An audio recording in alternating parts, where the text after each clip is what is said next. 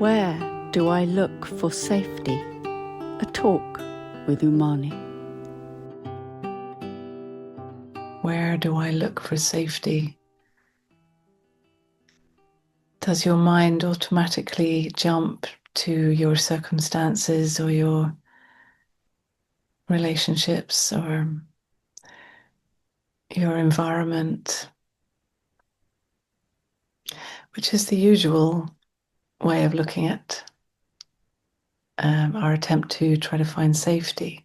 We usually look for safety in the world. We look for it in the place that we live, to know that we have a secure roof over our heads.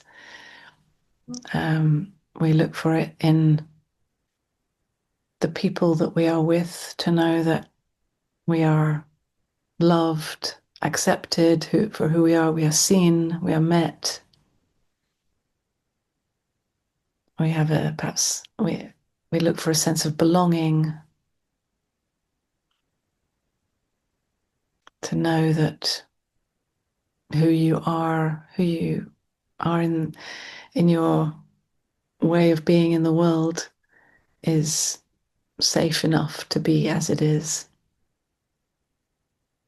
Perhaps we look for safety and security in our work or our financial situation, to know that we have enough money or possibility to eat, to live, to survive. Yeah, so we are usually focused on survival, right? A feeling that this body can survive in the world, and more than just physically survive, but also that this body, this mind, these emotions feel also accepted amongst our fellow humans. The problem with this is that it's not reliable. First of all, circumstances change, and we might, in our circumstances, have some relative safety if we're lucky. But even that changes. Maybe not dramatically, but even a little, and that can rock the boat a bit. And sometimes big dramatic changes happen that we don't expect. We have relied upon a certain level of consistency in our circumstances, and then things shift, because things do shift in our lives, and people change. People are very unreliable. We know that for ourselves, right? We're all very unreliable. Our feelings are changing all the time. Our moods, our hormones, our the way we wake up in the morning. Every day we're different, right? So, of course, people around us are also different and changing moment to moment. And perhaps we are not always accepted for who we are. We're not always seen and met, perhaps for many reasons, but perhaps because the people around us don't always have the capacity to meet us in the way that we would long for. So again, this is very unreliable. We might have moments where we can feel like, yes, this feels safe with this person or these people. But then something again shifts. People move away, people die, people change. So these things are very unreliable. And all kinds of circumstances and environments are constantly changing. The world itself, the world arena, and everything that is happening in the world sometimes feels very scary and unsafe. and worrying. And then there may be again times when we feel like, oh yeah, okay, it's all going to be fine. And then again, something worrying can come up. And in even nature, right? We sometimes feel like, oh, at least nature is consistent. But then that also, nature comes with its big fires and storms and tsunamis and even smaller things that make things change. So we're looking outside of ourselves, usually, to try to control life, to give us a sense of safety. So we're actually looking outside of myself to the circumstances around in order to give me in here a feeling of safety.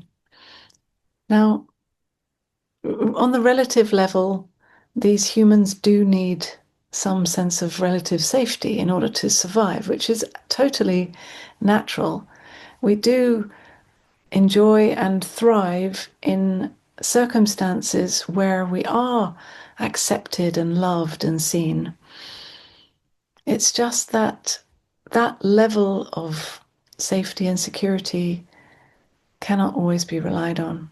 So we need to also know a different kind of safety that we can always lean back into, that we can always know is present no matter what. And that's the safety that I'm essentially pointing to here. It is the safety of who we really are, that is aware of it all, that knows that it's all happening, and is untouched by any of it.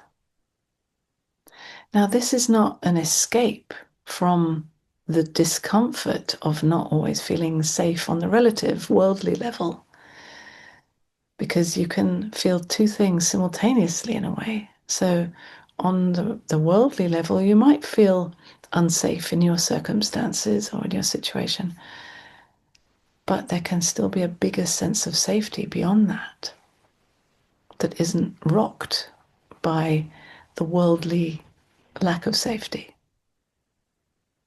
So it's not an escape. It's not dismissing the very often very physical sense of not feeling so certain and safe.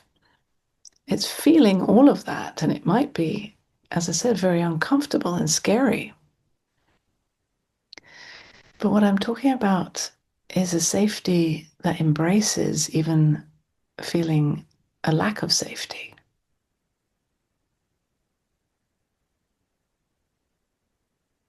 It is a bigger holding of it all, holding this human, right? And everything that she has to go through, which sometimes is a lot, right? Holding her in all the ups and the downs that she goes through. And holding her with compassion, truly meeting her in the way that we would long to be met. We meet ourselves in whatever is here.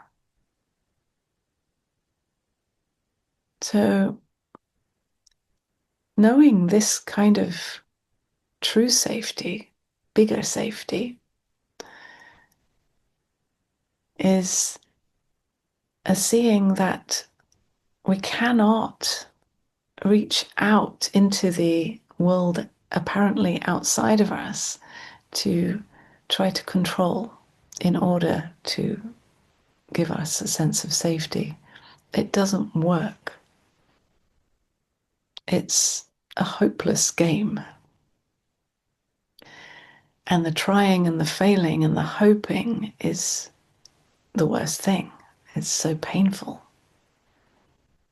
Living, trying to control your life is really a lot of restless anxiety, stress for this body, and living in this hope that one day it will be safe or will be under control. It is a delusion, really, because life is always going to be relatively unsafe on some level. The reality is that we are dying, right, in each moment. This is the confronting reality.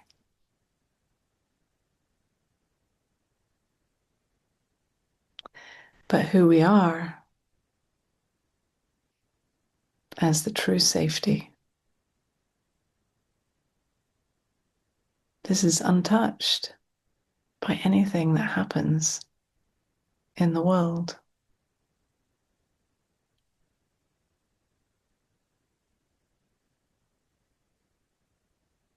And it is such a rest to know that, to rest back into that. And of course, it is also nourishing on the human level to know that I am truly safe, even if my body is shaking in fear,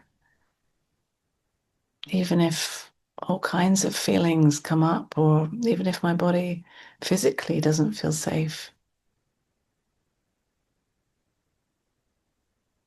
So we feel it all, and yet we are held in the biggest embrace of life itself, that loves itself as this human, as this person, with whatever you have to face in your challenging life. Life does come with these challenges. It's not always easy. And yet we are held always.